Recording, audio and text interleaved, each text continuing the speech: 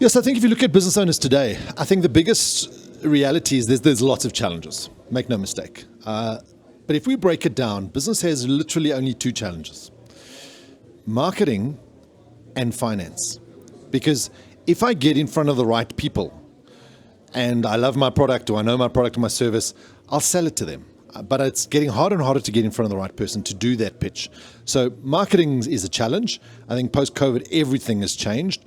But we're going back to what used to work old school, mail, dropping in, walking, shaking hands, so that's the one part. And the second part is money. And people don't understand money and finance, and they normally abdicate all of that to the accountant. Well, we need a budget. We need to be focusing on making money. And too often we get so busy with business that we forget that the business's purpose is to make money. So if we bring that front of house and we do the marketing right to make sure we're having more conversations with people, we'll solve all the other business problems. Yes, I think as humans, the reality is we always want the easy way out. We always want the shortcut. We always want the silver bullet. But life requires accountability. And I think in business, the struggle is even the biggest companies in the world, the CEO has got a really high-powered exec team, they've got an external board of directors, and they're responsible to an external shareholder body. In business, especially private business, doesn't matter how big it is, we are both management and shareholding. And we lack the accountability, we lack somebody from the outside to look over our shoulder, challenge our thinking, support us when we're down, but also force through some behavior and some change. So no athlete of any sport, of any level, will ever decide to play the sport without a coach.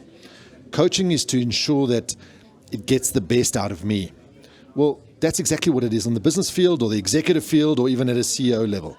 Coaching ensures that you get the best out of you with an external provider. Now, if you look at Marie-Louise has got a wealth of experience, particularly in Bloemfontein in the Free State. She lives here, she breathes the same air, her kids are going to the same school, she understands the context of business probably better than others. And because she can tap into different industries, different clients, different scenarios, you as a potential client get the best of that world.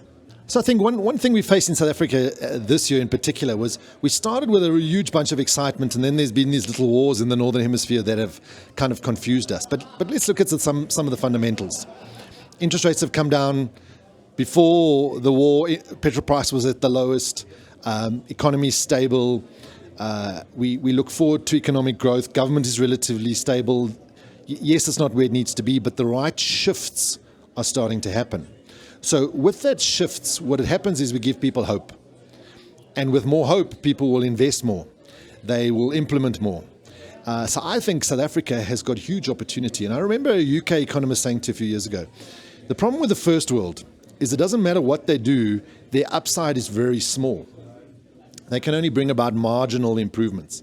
The beauty about where we're at, if we do little things, we can have massive impact and growth. So if we do a lot of things, the sky's the limit. So we've really got that curve to look forward to. And I think the next 5 years are going to be, if I was a betting man, I'd bet on myself to say the best that it's been for the last 3 decades.